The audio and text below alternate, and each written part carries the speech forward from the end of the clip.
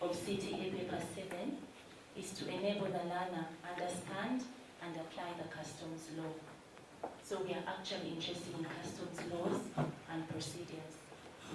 The learning outcomes, the learner should be able to interpret and apply customs legislation. The learner should demonstrate an understanding of the implications of various policy and procedure. Remember, customs is an international law. So these are taxes that are collected at the borders, not the domestic taxes which are collected within a country. That is customs. So the learner should also determine customs value and compute duty thereon. So this is one critical area. You can't come to the paper until you know how to compute customs duty. Then the learner should be able to assess challenges facing customs administrations. We don't do customs individually as a country. Customs is done in cooperation with other countries. So the learner should assess the challenges facing customs administrations globally, as well as the initiatives devised to address such challenges. The learner should also demonstrate practical knowledge and skills in handling customs-related issues. So this is what you should expect of you as you come to do this paper. This is the objective. So we are also going to look at the syllabus in brief, because I know you have this information. So it's important to do an introduction to customs law. Customs is about laws and procedures. Now the governing law is the East African Community Customs Management Act. So it is important that you appreciate the content of the Customs Management Act. Like I said, we do customs as an East African community, that is Kenya, Uganda, Rwanda, Tanzania, Burundi, and now Southern Sudan. Trade facilitation. Like I said, customs is about facilitating trade across borders. So there are various laws and initiatives in place. We have the AEO, we have the single window, we have so many. So before you come to do this paper, you need to appreciate trade facilitation and its content. Border operations.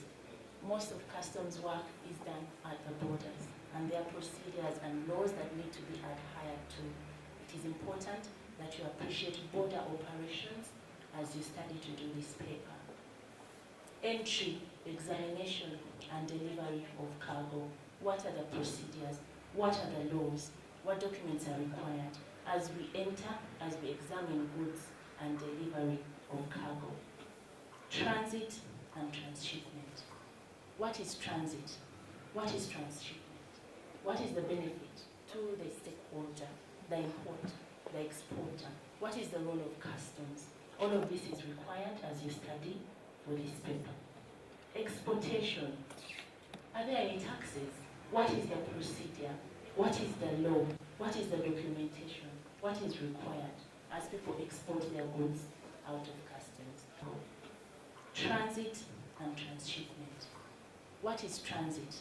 What is transshipment? What is the benefit to the stakeholder, the importer, the exporter? What is the role of customs? All of this is required as you study for this paper. Exportation. Are there any taxes? What is the procedure? What is the law? What is the documentation? What is required as people export their goods out of customs? Remember, it is about import of goods and export of goods. Any trade or transaction that is done across border. Prohibited and restricted goods. You know, customs traditionally was about collecting taxes, but now the role of customs has extended to protecting the environment, to enforcing the law, to trade facilitation. So, in the Customs Management Act, we have sections of prohibitions and restrictions. You need to know what items are prohibited, what items are restricted, what is the role of customs in enforcing these ones. If you're a customs officer at the border and you come across a consignment of these goods, how do you handle them by law? That is what is required. Customs valuation. This is a very important area of customs. How are goods valued? because this is what determines the taxes paid. How do you assess the taxes? How do you calculate the taxes? Now this is one area, before you come to a paper, you need to know how to calculate customs duties. Computation of duty, that is the same. Now provisions relating to securities. You all know you may not be able to pay the taxes. Then you may have to bond or leave securities. What is the procedure? What is the documentation? What is required? What is the role of customs? Customs warehousing procedures.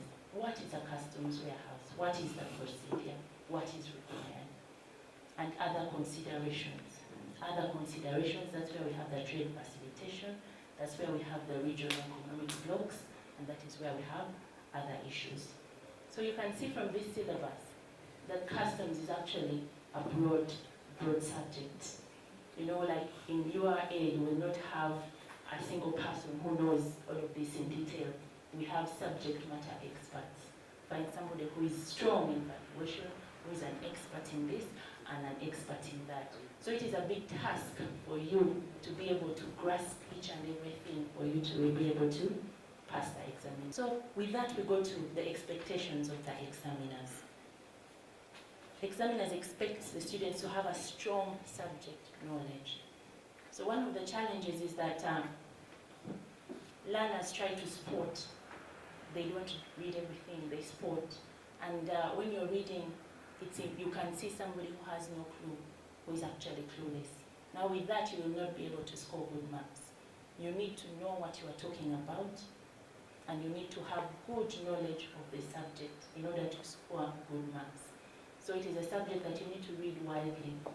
Yes, we have computation of taxes, but that's just about 30%. The most is about laws and procedures. So it's about reading and reading widely. Then it's also about knowing it in detail. Because when we come to customs laws, sometimes we want the sections of the law. Sometimes we want some keywords. We want to know that you actually know what the law is talking about. Because customs is about laws and procedures. So we are always quoting section this of the law, section this of the law, section this, article this, article this. Now the people who have attempted to answer in that detail get good marks. But yes, everybody will answer, but you will not get full marks if you don't tell us the law. Because with customs, there are common laws, like the seizure. Those ones are common, that customs, people know them on their fingertips. The articles and the sections. So once you know this, you'll be able to score full marks. It is important that when you're reading, you understand the subject matter and you understand it in detail. Coherent arguments. It's important that you argue in such a way that it flows and the examiner sees that the learner knows what they're talking about. In many times, especially when people have not read, you beat about the bush and expect the examiner to deduce what you are trying to say. Now that one is risky because there is more than one examiner.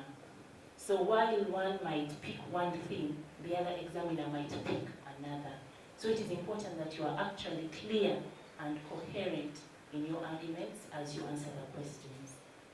Readable handwriting. Examiners have come across handwriting that is really, really unreadable. Sometimes you even get a headache and you fail to grasp what somebody is talking about. Like I said, there's a lot of handwriting, there's a lot of theory, there's a lot of essay writing. So it's important that you write well, you make your arguments coherent, and you push across your point so that you can be able to get good marks. Good content and expression. Express yourselves in such a way that you are clear in what you are trying to say. On causes of student failure. Lack of poor subject knowledge, that's usually the biggest one. Because you can read and you say somebody has no idea, but they are throwing on everything they can think about, just to make sure that it is not blank. That is the main problem, because those who have read and know what they're talking about, they get good marks. So it is important, please read widely and understand in detail. Failure to interpret or understand the question. When they say explain, you explain. Outline, define, discuss. Do that, and you look at these questions in line with the marks. Because if they say explain and there's 5 marks, Then that one says explain, and there's 20 marks. You need to be able to judge how much is necessary.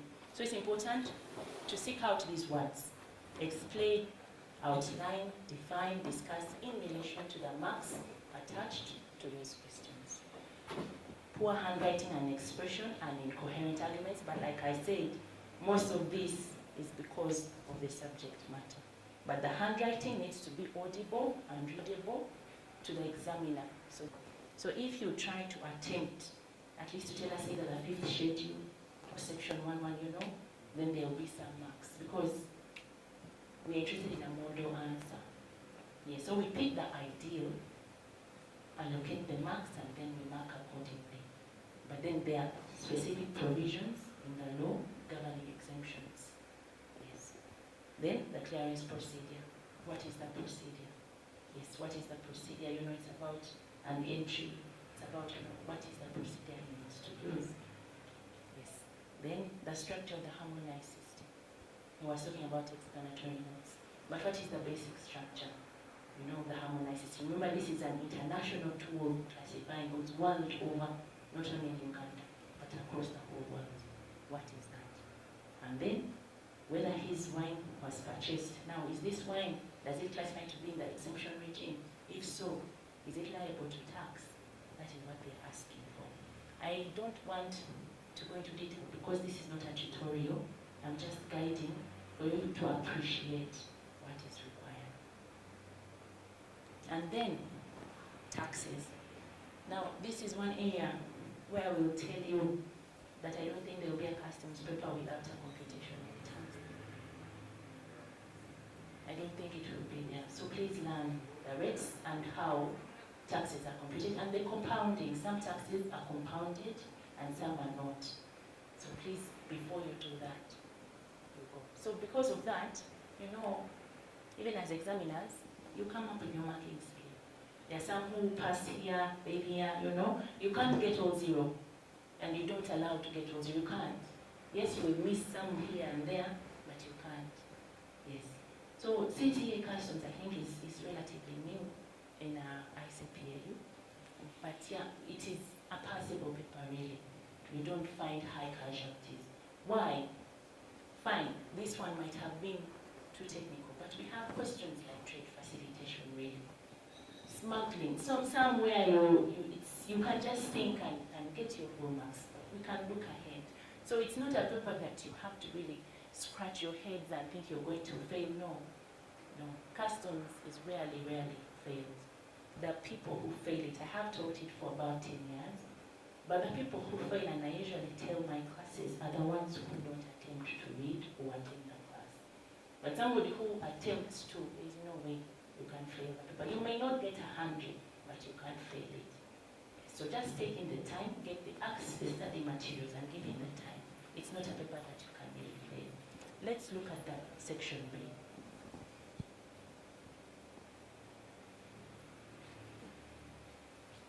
Now, this one was about smuggling.